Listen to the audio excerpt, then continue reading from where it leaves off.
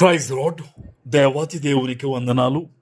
ప్రభు నామమున మీ అందరికీ నా ప్రత్యేకమైన వందనాలు, శుభాలు తెలియజేస్తున్నాను.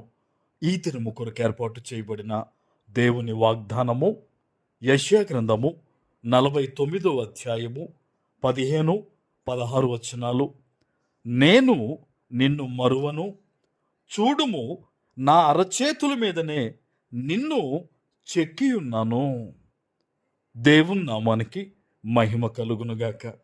ఈ ఉదయకాల సమయంలో సర్వ సృష్టికర్త అయిన నీ తండ్రి నిన్ను ఆశీర్వదించి గొప్ప వాగ్దానాన్ని నీకు అందిస్తూ ఉన్నారు. హల్లెలూయా. ఈరోజు దేవుడు నీతో ఒక మాటను తెలియజేస్తూ ఉన్నారు. అదేంటంటే, నేను నిన్ను మరువను అని.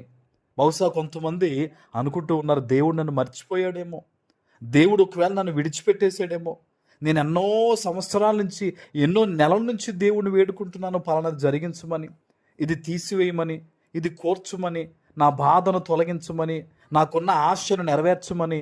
ఎందుకు దేవుడు అది నెరవేర్చట్లేదు అని కొంతమంది ఆలోచన చేస్తూ ఉన్నారు. ఈరోజు దేవుడు నీతో మాట్లాడుతున్నాడు, ఆయన నిన్ను మరువలేదు అని.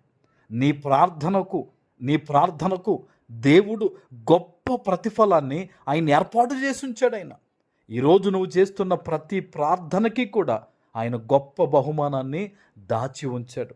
ఆయన అంటున్నాడు, చూడండి, నా అరచేతుల మీద, చూడుము నా అరచేతుల మీద నిన్ను చెక్కుకున్నాను అంటున్నాడు. దేవునికి నువ్వు ఎంతో ప్రత్యేకమైన వ్యక్తివి. తల్లి గర్భములో నీవు పడకముందే దేవుడు నిన్ను ఎరిగి నిన్ను ప్రేమించిన వాడని ఈరోజు నువ్వు జ్ఞాపకం చేసుకోవాలి.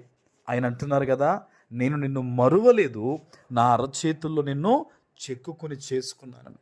ఈరోజు నువ్వు ఎక్కడి నుంచి, ఎటువంటి పరిస్థితుల మధ్య దేవుని వాగ్దానాన్ని వింటూ ఉన్నావో గుర్తుపెట్టుకో, నీకు దేవుడు తోడుగా ఉన్నాడు. ఆయన కృప నీకు తోడుగా ఉంది. నువ్వు ప్రార్థన చేసిన ప్రతీదీ కూడా దేవుడు నీకు ఇవ్వబోతూ ఉన్నారు. నువ్వు కార్చిన ప్రతి కన్నీటి బొట్టుకి కూడా దేవుడు బదులు ఇవ్వబోతున్నాడని మర్చిపోవద్దు. ఆమెన్.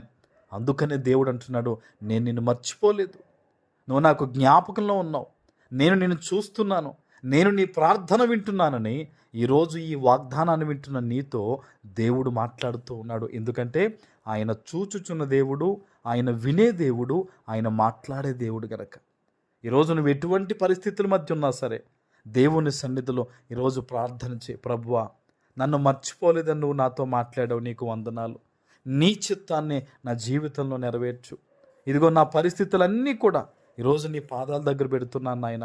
నువ్వు ఒక్కడవే నా స్థితిగతుల్ని మార్చగలవు, నీ ఒక్కడవే మా జీవితాల్లో అద్భుతాలు చేయగలవని దేవుని సన్నిధిలో ప్రార్థన చేయి. నువ్వు చేసే ప్రతి ప్రార్థనకి కూడా సేవకునిగా చెప్తున్నాను, దేవుడు అద్భుతమైన జవాబు ఇవ్వబోతున్నాడండి. అరచేతుల్లో నిన్ను చెక్కుకున్న దేవుడు ఎందుకు నిన్ను విడిచిపెడతాడు? అరచేతుల్లో నిన్ను చెక్కుకున్నవాడు ఎందుకు నీ ప్రార్థన వినకుండా ఉంటాడు మౌనంగా? లేదు, ఎంత మాత్రమూ కాదు. ఈరోజు ఆయన ప్రేమను నీకు వెల్లడిపరుస్తున్నాడు. ఆయన ఈ వాగ్దానం ద్వారా తండ్రి నీతో మాట్లాడుతున్నాడు. నువ్వు ఎక్కడి నుంచి ఈ వాగ్దానం విన్నా సరే ఈరోజు ఈ వాగ్దానం ఎత్తిపెట్టి ప్రార్థన చేయి. ఆయన మహాకృప నీ మీదకు రాబోతూ ఉంది. ఆమేన్. ప్రార్థన చేసుకుందాం. పరిశుద్ధుడా, ప్రేమ కలిగిన తండ్రి, మీకు వందనాలు. ఈ ఉదయకాల సమయంలో మీరిచ్చిన గొప్ప వాగ్దానము ప్రతి బిడ్డ జీవితంలో నెరవేర్చి స్థిరపరచమని యేసు నామమున ప్రార్థిస్తున్నాను తండ్రి. ఆమేన్.